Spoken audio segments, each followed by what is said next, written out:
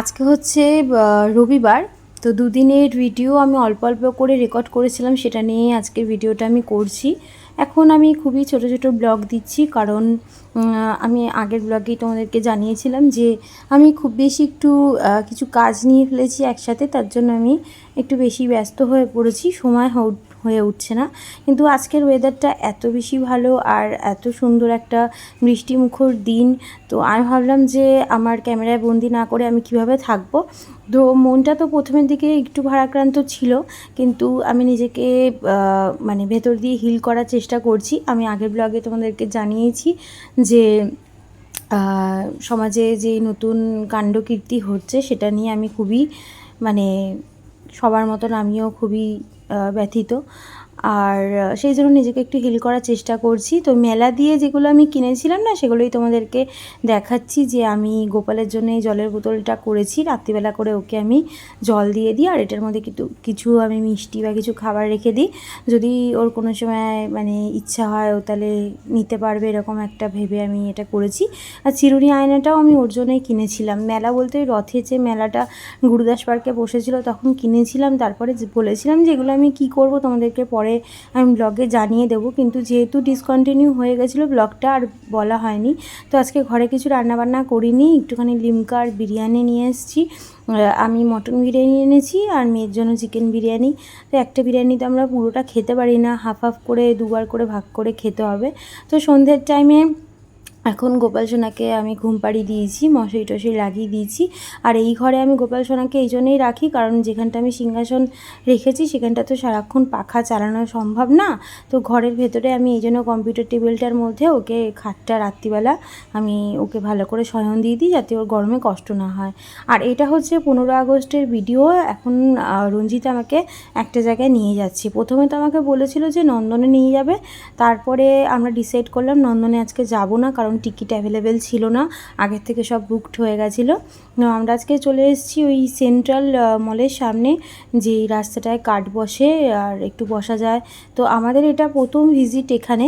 তো আমি আর রঞ্জিত ঠিক করেছিলাম অনেক দিন আগে যে কলকাতার কিছু কিছু যেটা খুবই ফেমাস জায়গা, যেগুলো আমরা এখনও অবধি ভিজিট করিনি, সেগুলো যখনই এবার সময় পাবো একটা একটা করে আমরা সেইখানে যাব। তো মেয়ে আজকে আসেনি, মেয়ে ঘরেই বললো কি সিনেমা না কি দেখবে, ওর বেশি বেড়াতে এখন ভালো লাগে না, তো ওই জন্য ও আসেনি। তো এখানে একটা কার্টের উপরে না একটু সিট ছিল, সেখানে আমরা বসে পড়েছি। আর ভিউটা খুবই ভালো লাগছে বলে তোমাদের সাথে আমি শেয়ার করছি।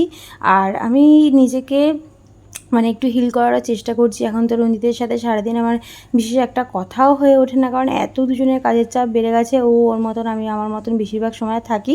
তো অনেক দিন বাদে দুজনে একসঙ্গে একটুখানি বেরিয়েছি, টাইম স্পেন্ড করব। আর কোনো না কোনো জায়গায় ও আমাকে কয়েকদিন ধরে লক্ষ্য করে বুঝতে পেরেছে যে আমি মানসিক দিক থেকে ঠিক নেই। তো ও ভালো মতন জানে যে আমি এদিক ওদিক যেতে বা কেনাকাটি করতে কতটা ভালোবাসি। তো এই জন্যেই আমাকে ও জোর করেই, রীতিমতন জোর করেই নিয়ে এসছে।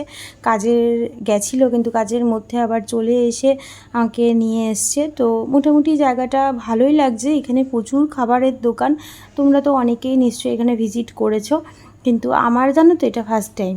আমি এখনও নন্দনেও যাইনি, কি বলবো, CC2-এও যাইনি, এরকম একটা ব্যাপার। তো আমরা ঠিক করেছি যে একটা একটা করে এবার আমরা ফেমাস জায়গাগুলো ভিজিটে যাব, যখনই আমরা সময় পাবো।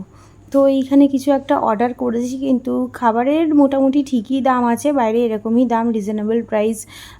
তো সব কিছু মিলিয়ে মিশিয়েই থাকে, কিন্তু যেহেতু আমি টুকিটাকি একটু রান্না করতে পারি, তো এখানে আমি অর্ডার করেছিলাম চিকেন বাটার মালাই, এরকম একটা কিছু অর্ডার করেছিলাম। 6 পিসেস ছিল আর 180 দাম নিয়েছিল। তো যেহেতু আমি টুকিটাকি রান্না করতে পারি, আমার না খুব গায়ে লাগে এগুলো কিনে খেতে। মনে হয় দূর বাবা, এটা কিনে ঘরে রান্না করলে আরও অনেক বেশি কোয়ান্টিটি হতো। তো রঞ্জিত বলছে সবসময় তাহলে তো কোনো সময় মানে বাইরের খাবার খাওয়াই হবে না। তো চলো, একটা ডিশ আমরা ট্রাই করেছি, আর একটা অর্ডার দিয়ে এসছে ও, যেটা ওই চিকেন তন্দুরি অর্ডার দিয়েছি। মেয়ের জন্য নিয়ে যাবো, আর নিজেদের জন্য কিছুটা নিয়ে যাবো, যেটা ঘরে গিয়ে আমরা রাত্রেবেলা খাবো। আর এখানে আমরা বসে আছি, জায়গাটা মোটামুটি আমার ভালোই লাগছে। আর পেছনে যে আমি যেখানটা বসেছি তার পেছনে যে গাছটা আছে না, সেই গাছটা আমার খুব ভালো লাগে, সব জায়গায় দেখাও যায় না। এই গাছটার পাতাটা এখন ফোল্ড হয়ে আছে, মানে গুটিয়ে রেখেছে। এই গাছটা মনে হয় কাঞ্চন গাছ, জানি না আমি ঠিক বলছি নাকি, তো ভুল বললে তোমরা কমেন্টে আমাকে বলে দিও। কাঞ্চন গাছ এটার অনেক তোমার ঔষধ হিসেবেও অনেক এর পাতার কাজও আছে মনে হয়, যদি এটা সেই কাঞ্চন গাছই হয়, যেহেতু পাতাটা পুরোপুরি গুটিয়ে আছে আমি ঠিক বুঝতে পারছি না। তো যাই হোক, এই গাছটাকে আমি রেকর্ড করেছি বিশেষ করে কারণ এই গাছের পাতাগুলো আমার খুব ভালো লাগে। তো এখন রিটার্নের সময় ঘরে চলে যাচ্ছি, ছোট্ট একটা ব্লগ তোমাদের সামনে শেয়ার করলাম। আর এরপরে ইচ্ছা আছে নন্দনে যাওয়ার, কিন্তু এখনই হয়তো যাওয়া হবে না, কবে যাওয়া হবে তাও জানি না।